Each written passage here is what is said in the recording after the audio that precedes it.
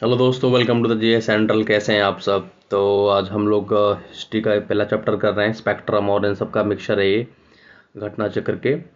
तो ये बीपीएससी के लिए बहुत ही ज़्यादा इम्पोर्टेंट है, क्योंकि हिस्ट्री में 30 क्वेश्चंस कम से कम आपको हिस्ट्री को देखने को मिलेंगे, जिसमें से कम 22 से 24 क्वेश्चन आपको मॉडर्न हिस्ट्री के देखने को मिलेंगे। ठीक है, मिडीवल और एंशेंट बहुत कम आती है बीपीएससी में, तो 72वीं बीपीएससी के लिए ये वरदान साबित होगी।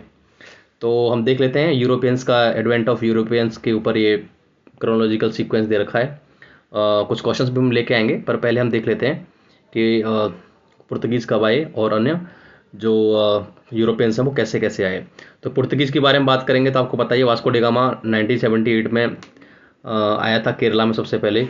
ठीक है, और सबसे पहले उन्होंने जो फर्स्ट परमानेंट फैक्ट्री यहाँ पे दे रखी है, ठीक है, वो कोची में स्टार्ट की थी। कब? कोची में 1503 में।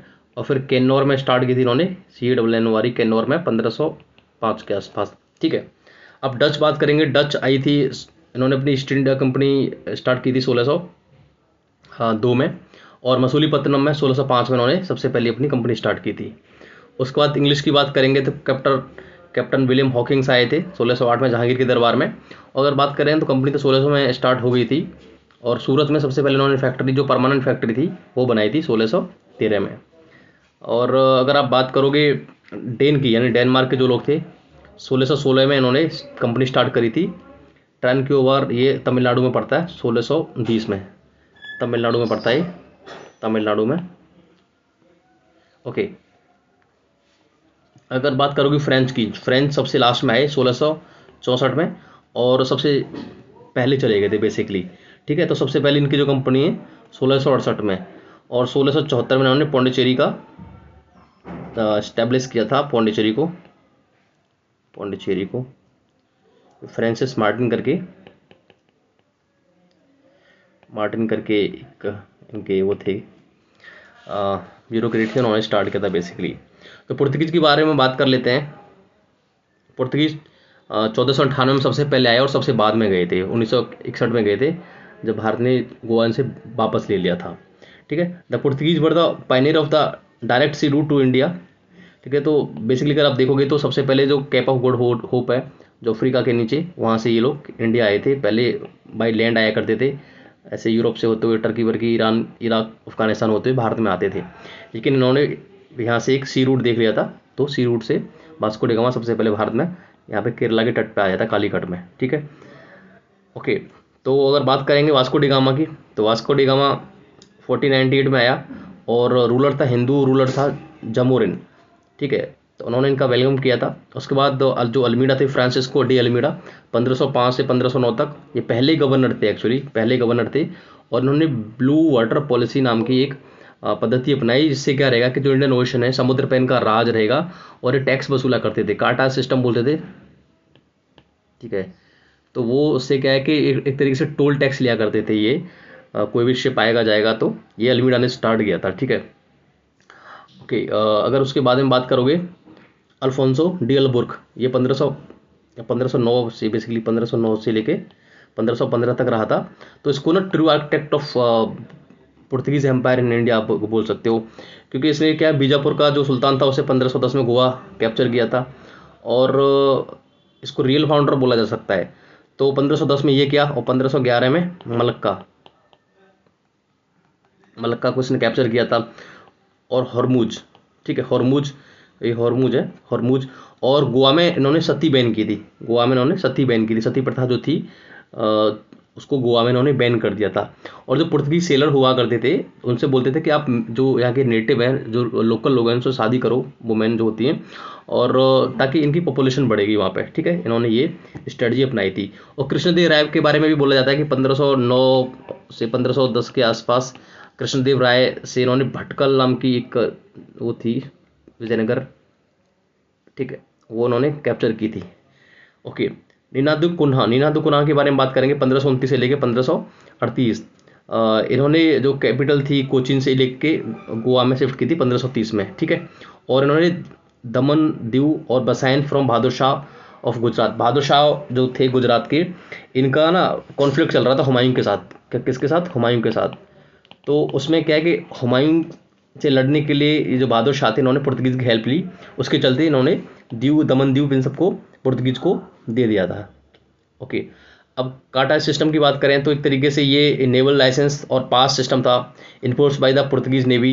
मर्चेंट जो जाएंगे वाएंगे उनके लिए या तो वो ड्यूटी पे करेंगे, है ना, या फिर उनके पास होगा तो वो पहले ही पे कर दिया करते थे। ओके, अब मेजर सेटलमेंट्स की बात करते हैं और ट्रेड सेंटर्स की पुर्तगीज के बारे में बात करते हैं। तो वेस्टर्न जो कोस्ट है उसमें कोचीन हेडक्वार्टर, गोवा, कालीकट, कैनोर, दीव दमन, बसीन, सेलसेट, मुंबई और चोल। और ईस्टर्न कोस्ट की बात करोगे तो मद्रास के पास सेंट होम, जो एक बैटल भी हुई थी बाद में, और हुगली बंगाल में, ये इनके मेन सेटलमेंट थे। और डिक्लाइंस का ये कि इनके पास ब्रिटिश और जो डच थे वो ज़्यादा पावरफुल थे, वो बहुत ज़्यादा पंचुअल थे, बहुत सारी डिसिप्लिनरीज थी उनके अंदर। तो इस वजह से ये लोग हार गए थे उन लोगों से, उतना ज़्यादा स्टेब्लिश नहीं कर पाए खुद को, ठीक है। और ये ज़्यादा प्रॉब्लम करने लग गए थे कि ये कन्वर्जन बहुत करने लग गए थे, चाहे हिंदू हो मुसलमान हो, ट्रेड से ज़्यादा ये उनको कन्वर्ट करने में बहुत ज़्यादा ध्यान दे रहे थे। तो कहीं ना कहीं शाहजहाँ हो या औरंगजेब हो, उन सब ने भी इनके ऊपर बैन लगाया था बाद में, ठीक है। तो अगर बात करोगे डिस्कवरी ऑफ ब्राज़ील की डिस्कवरी होने के बाद भी इनका जो ध्यान था वो कहीं ना कहीं ब्राज़ील की तरफ या साउदर्न अमेरिका की तरफ ज़्यादा डाइवर्ट हो गया था, भारत पे ये लोग कम ध्यान दे रहे थे। अच्छा, रिलीजियस इंटॉलरेंस की तो बात कर ही सकते हैं कि ये बहुत ज़्यादा इन्होंने बवाल मचा रखा था। मिशनरीज को ला के बहुत ज़्यादा कन्वर्ट करा रहे थे क्रिश्चियनिटी में। इवन एक बार अकबर ने इबादत खाना के लिए कुछ इनको बुलाया था पुर्तगीज़ के जो फिलोसोफर्स थे, तो उनको लगा कि जैसे अकबर ही कन्वर्ट हो जाएगा क्या तो ऐसा कुछ था इनका, ठीक है। और करप्शन भी एक बड़ा मेजर वो था, इशू था इनके उसमें। तो पुर्तगीज़ का ये था, पुर्तगीज सबसे पहले आए और सबसे बाद में गए भारत से, ठीक है। अब डच की बारे में बात करोगे तो डच कौन होते हैं, डेनमार्क के लोग होते हैं। कौन थे, डेनमार्क के। तो 1602 में इनकी कंपनी बनी थी और 1605 में सबसे पहले इन्होंने अपनी कंपनी स्टार्ट करी थी मसूलीपट्टनम में। कहाँ पे, मसूलीपट्टनम में। ओके, तो सबसे पहले इन्हें जॉइंट स्टॉक कंपनी थी। The Dutch east India company was a joint stock company. सबसे पहले इंडिया में जॉइंट स्टॉक कंपनी बनाने का जो श्रेय जाता है वो डच को ही जाता है ना। Finance by the public subscription, heavily focus on commercial profit margin rather than territorial empire. तो इनका ये था कि भाई ये ज़्यादा ध्यान इनका कहाँ था कि कमर्शियल फ़ायदा हो, इनको प्रॉफिट हो, देन कि ये कोई एक्सपेंशन करेंगे, कोई साम्राज्य बनाएंगे या किसी को हड़पेंगे, किसी की टेरिटरी को हथियाएंगे, उससे ज़्यादा इनका ध्यान था कि वो प्रॉफिट कमाएं, ज़्यादा से ज़्यादा बिजनेस चले इनका। ओके, तो मेजर सेटलमेंट्स की बात करोगे तो ईस्ट कोस्ट पे अगर बात करोगे इनका मसूलीपट्टनम सबसे पहले, पुलिकट 1602 जहाँ पे इन्होंने मिंट भी स्टार्ट कर दिया था करना, है ना, नागपट्टनम, सदरास, है ना, वेमलीपट्टनम। तो अगर बंगाल की बात करोगे तो पिपली, चिंसुआ, जहाँ पे इनकी हार भी हुई थी, और कासिम बाजार। वेस्ट कोस्ट की बात करोगे तो सूरत, कोचिन और बरूच, ठीक है। तो बेसिकली इनका कोर कमर्शियल स्ट्रैटेजी ये थी कि भाई ये डच जो थे ये काफ़ी हद तक इंडोनेशिया में फैले हुए थे और यहाँ से स्पाइस लाया करते थे, बिजनेस करते थे इंडिया में। और ये पूरा जो कोरोमंडल कोस्ट है, बेसिकली बे ऑफ बंगाल ये वाला रीजन, इसमें ये स्पाइस लाया करते थे यहाँ से, और यहाँ की जो टेक्सटाइल है वो यहाँ पर ले जाया करते थे और उससे पूरी दुनिया में ये बिका करते थे। तो इनका मेन यही था, है ना, इंडियन टेक्सटाइल को ये लेके पूरी दुनिया भर में उन्होंने उसको फेमस बनाया। ओके, डिक्लाइन फॉल का यही है कि इनका बैटल ऑफ बेदारा या बैटल ऑफ चिंसुआ या बैटल ऑफ हुगली बोल देते हैं, 1759 में हुआ था, और जहाँ पे इनकी बहुत बुरी तरीके से हार हो गई थी। और इन्होंने पूरा फोकस अपना सुमात्रा, मलाया, पूरा जो सिंगापुर है, इंडोनेशिया है, मलेशिया है, वो वाला जो रीजन है वहाँ पे इन्होंने पूरा अपना फोकस किया था, ठीक है। तो इंडिया पे इन्होंने इतना ध्यान नहीं दिया था। फिर बाद में इंग्लिश की बात करते हैं, जो अंग्रेज़ हैं उनका क्या सीन था कि भाई 1600 में जो क्वीन एलिजाबेथ थी उन्होंने 15 साल के लिए इनको एक चार्टर दिया था। 1609 में कैप्टन विलियम हॉकिंग्स थे, वो जहांगीर की कोर्ट में आए, लेकिन he fail to secure the formal trade concessions due to the intense Portuguese counter lobbying. तो क्योंकि पुर्तगीज पहले से यहाँ पे एस्टेब्लिश थे और बहुत हद तक परसुएट किया करते थे मुगल्स को, तो उस चक्कर में शुरू में अंग्रेज़ों को नहीं मिल पाया था एक तरीके से, एक लॉबी नहीं मिल पाई थी, एक परमिशन नहीं मिल पाई थी कंपनी को बनाने की। लेकिन बैटल ऑफ स्वेली होल ये सूरत के पास हुई थी। उसमें क्या है कि कैप्टन थॉमस बेस्ट हैं, उसने क्या करा था, पुर्तगीज नेवी को बुरी तरीके से हरा दिया था। और इससे क्या हुआ, जहांगीर काफ़ी हद तक इम्प्रेस हुआ और उसको लगा कि भाई ये तो बहुत अच्छा लड़ते हैं, उनके पास काफ़ी इम्यूनिशन है, काफ़ी नई नई टेक्नोलॉजी है और ये अच्छे तरीके से लड़ते हैं, तो काफ़ी इम्प्रेस हुआ था। और 1613 के आसपास उसने परमिशन दे दी और सूरत में उन्होंने एक वो भी स्टेब्लिश कर लिया था अपनी कंपनी। ठीक है। Sir Thomas Roe arrive as ambassador of king James first to Jahangir court. तो थॉमस रो था, वो जहांगीर के कोर्ट में आया था किंग जेम्स फर्स्ट का वो बन के, एम्बेसडर बन के, और करीब करीब 1619 के आसपास तक वहाँ पर रहा भी था ये। ठीक है। ओके। 1632 की बात करेंगे तो 1632 में क्या हुआ था कि the sultan of Golconda issued the golden Farman allowing the English to trade freely in Golconda port for a fixed annual payment of 500 pagodas। तो मोटा मोटा पूरा साल का 500 पगोड़ा लेता था और बोला था कि आप आराम से ट्रेड कर सकते हो। ये सुल्तान ऑफ गोलकोंडा ने ब्रिटिश को एक तरीके से फ्री हैंड दे दिया था। ठीक है। अगर 1639 की बात करें तो Francis Day leases Madras from Raja of Chandragiri. ठीक है। तो फ्रांसिस डे था, उन्होंने लीज पे ले लिया था मद्रास को और वहाँ पे सेंट जॉर्ज नाम का एक फोर्ट बनाया था मद्रास प्रेसिडेंसी में। ठीक है। 1662 की बात करेंगे तो इसमें जो किंग चार्ल्स सेकंड थे उनको बॉम्बे डॉरी में मिला था। कैथरीन जो थी पुर्तगालीज क्वीन थी, आई मीन प्रिंसेस थी, उनकी शादी हुई थी जेम्स चार्ल्स थे, किंग चार्ल्स थे उनसे। और 1690 की बात करें, 1690 में कलकत्ता का फाउंडेशन किया था जॉर्ज चारनॉक ने, है ना। विलियम फोर्ट फिर बाद में 1700 में वहाँ पर बनाया गया था। 1717 की बात करेंगे तो फर्रुख सियार ने इनको फरमान दिया था, जिसको Magna carta of the company भी बोल सकते हैं। उसमें क्या था कि फ्री ड्यूटी ट्रेड कर सकते हैं बंगाल में, गुजरात में और हैदराबाद में, और उसके साथ में क्या है कि 3000 रुपये सालाना बस देना पड़ेगा इनको। ठीक है। और ये बॉम्बे में मिंट भी कर सकते हैं अपनी कॉइन्स को, ये भी मिला था।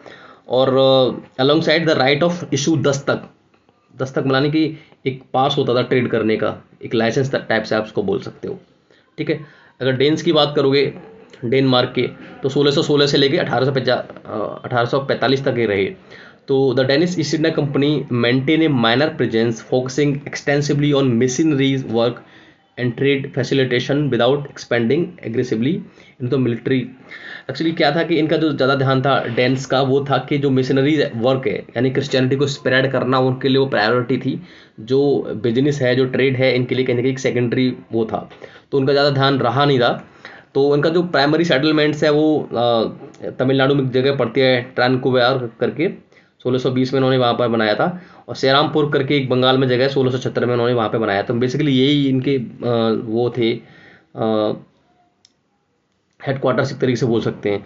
अब मिशनरी लेगेसी की बात करेंगे तो the Serampore mission is celebrated for the introducing the modern printing presses and pioneering educational institute in India, the famous Serampore trio Carey Marshman Ward. ठीक है। ये सारे के सारे 1845 में ये लोग यहाँ से चले गए थे।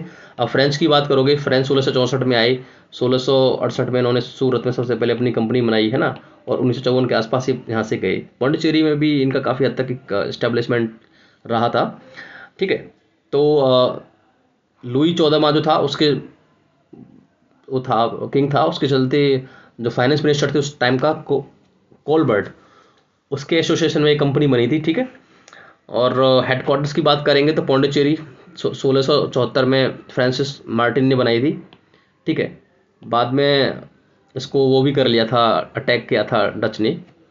ठीक है। अदर स्ट्रॉन्ग होल्ड्स की बात करोगे तो 1668 में मसूलीपट्टनम में, 1669 में चंद्रपुर इन बंगाल, 1773 माही कराईकल और यनम में इनका बेसिकली बेसिस थे। अच्छा, फ्रेंच एंग्लो राइवलरी की बात करेंगे तो 3 कर्नाटक वार्स हुए थे बेसिकली। और पहला जो कर्नाटक वार हुआ था 1740 से लेकर 1748 के बीच में हुआ था, जिसमें बैटल ऑफ सेंट थोम भी हुआ था 1746 में। उसमें जो कर्नाटक का जो किंग था बेसिकली अनवरुद्दीन, उसको इन्होंने डिफीट किया था। ओके। और फिर बाद में जो ट्रीटी ऑफ एक्सेला चैपल थी 1948 में ये हुई थी। और उससे क्या हुआ था कि जो ब्रिटिश थे उनको मद्रास वापस कर दिया गया था, क्योंकि मद्रास को कैप्चर कर लिया था फ्रेंच ने, क्योंकि नॉर्थ अमेरिका में सिविल वॉर चल रहा था एक तरीके से। इंडिपेंडेंस के लिए वहाँ पे लड़ रहे थे 1776 में, जो कि यूएसए आज़ाद भी हुआ था।